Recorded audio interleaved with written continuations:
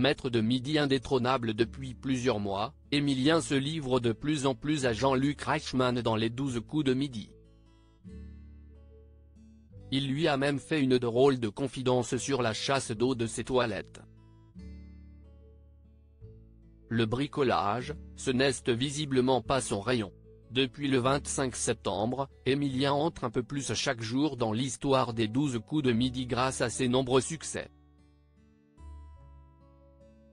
S'il n'a pas encore atteint le record de participation au jeu présenté par Jean-Luc Reichmann, toujours détenu par Bruno, il peut se targuer d'avoir récemment atteint le million d'euros grâce à la découverte de sa 9e étoile mystérieuse. Jamais, dans son histoire, l'émission de TF1 n'avait donné une telle somme à l'un de ses maîtres de midi. Et s'il a eu, au début, un peu de mal à réaliser ce que pouvait représenter ce joli pécule, il n'est pas impossible qu'il vienne à Seine servir prochainement pour des petites réparations chez lui.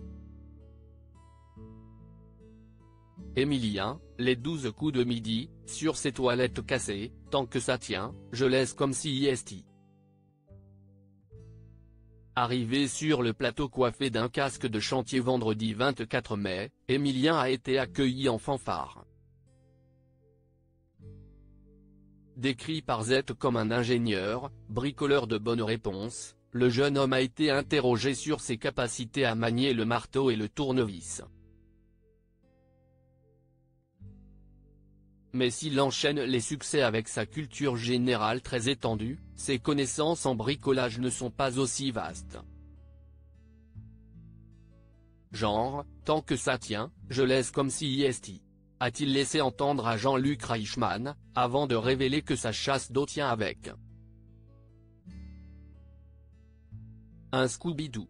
Et ce, depuis un bon moment, a-t-il précisé, ce qui n'a pas manqué d'amuser le public. Mieux vaut donc qu'il continue de bricoler des bonnes réponses dans les 12 coups de midi plutôt que de se lancer dans un chantier de plus grande ampleur.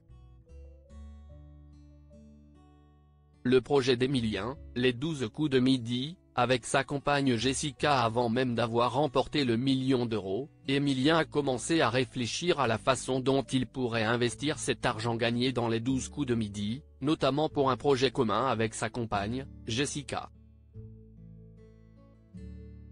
On se dit qu'avec une somme comme ça peut nous permettre d'investir dans un logement dans quelques années, d'avoir un chez nous, avait-il confié dans une précédente émission.